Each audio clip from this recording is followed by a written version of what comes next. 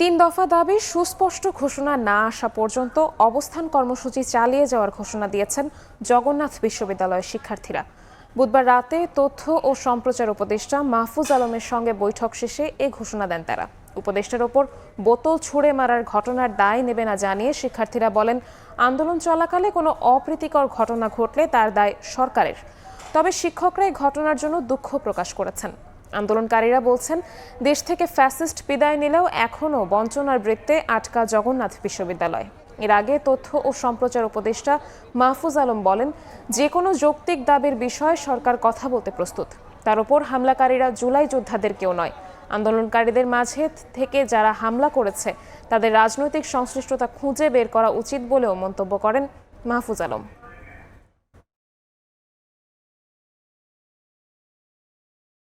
ভাবে জগন্নাথ বিশ্ববিদ্যালয়ের সাধারণ শিক্ষার্থীদের দিকে রক্তচক্ষু দিয়ে তাকাবেন না, বাঁকা চোখ দেখাবেন না। আমাদের এই দাবি, আমরা এই দাবির পক্ষে অনড় রয়েছি। আমরা সুস্পষ্ট ঘোষণা ব্যতীত কোনোভাবে এই জায়গা ছেড়ে যাব না। তিনটি দাবি যৌক্তিকতা আছে কি নেই এটা শিক্ষা মন্ত্রণালয় বিচার করে দেখবে, এবং আমরা মনে করি যে বিশ্ববিদ্যালয় আবাসন সংকট আছে, এটা আমাদের সরকার এটা সুনজরে দেখবে, এবং যে বাজেট আছে আগামী বাজেটে তারা বলার চেষ্টা করেছেন আগামী বাজেটে যাতে তাদের আবাসন ভাতা 70% করা হোক। সেটা কত পার্সেন্ট করা যায় এটা আলোচনা সাপেক্ষ। এই মুহূর্তে কাকরাইলে আছেন সহকর্মী সাদিকুর রহমান, সরাসরি যাচ্ছি তার কাছে। জগন্নাথ বিশ্ববিদ্যালয়ের শিক্ষার্থীরা তাদের দাবির বিষয়ে কিন্তু অনড় অবস্থানে রয়েছে।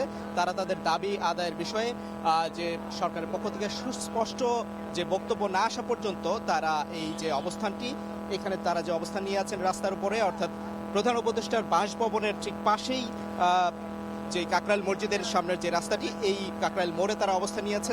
দেখতে পাচ্ছেন যে তারা এখন শুয়ে আছে রাস্তার উপর এবং কেউ বসে আছে।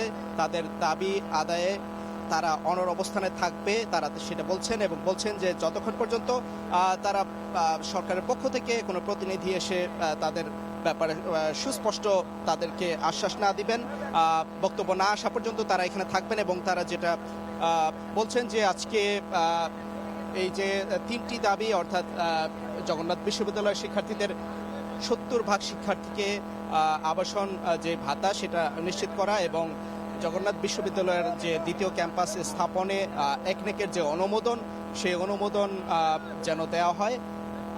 এবং আরেকটি বিষয় হচ্ছে যে জগন্নাথ বিশ্ববিদ্যালয়ের এই যে দাবি, তিনটি দাবি, এই তিনটি দাবির বিষয়ে আসলে তারা যে বলছেন যে বিভিন্ন সময় তারা কিন্তু আন্দোলন করে যাচ্ছেন। তারা আন্দোলনে তাদের সরকার পক্ষ থেকে কখনোই সুস্পষ্ট কোনো বক্তব্য আসেনি, যার ফলে তারা কিন্তু কখনো আন্দোলনে এই আলোর মুখ দেখেনি, অর্থাৎ তাদের সমস্যা যেটি সমাধান হয়নি সেই বিষয়টি। এবং আজকে বেশ কয়েকটি ঘটনা ঘটে গেছে যখন তারা আন্দোলন করছিল, তাদের উপর যে শিক্ষার্থীদের যে পুলিশের যে লাঠিচার্জ এবং তার পুলিশের যে আঘাত করেছিল সেই বিষয়টিকে তারা নিন্দা জানাচ্ছেন। এবং আরেকটা বিষয় যে সরকারের একজন উপদেষ্টা মাহফুজ আলম যখন তাদের সাথে আসলে কথা বলতে এসে তার উপরে যখন বোতল ছুঁড়ে মারা হয়, সেই বিষয়টি আসলে তিনি আসলে ক্ষেপে গিয়ে আসলে যখন চলে যান সেই বিষয়টি তারা বলছেন যে আসলে এটাকে তারা নিন্দা জানাচ্ছেন, এবং তারা বলছেন যদিও তার উপরে বোতল ছুঁড়ে মারার বিষয়টিকে তারা দুঃখ প্রকাশ করেছেন, কিন্তু তাদের সাথে কথা শেষ না করে চলে যাওয়াটাকে তারা নিন্দা জানিয়েছেন। এবং তারা এখানে যে অবস্থান আছেন এবং তারা বলছেন যে সারা রাত তারা এখানে থাকবেন, এবং এই ক্ষেত্রে কোনো ধরনের অপ্রীতিকর ঘটনা ঘটলে সেটা সরকারকে দায়ভার নিতে হবে, এরকম তারা বক্তব্য দিয়েছেন। এবং তারা এখানে আশপাশের যে জায়গাটি প্রধান উপদেষ্টার বাসভবনের পাশে, এখানে বিপুল সংখ্যক পুলিশ কিন্তু মোতায়েন করা হয়েছে, এবং এখানে আইনশৃঙ্খলা বাহিনীর সদস্যদের পাশাপাশি এখানে সেনাবাহিনীর সদস্যরাও রয়েছেন।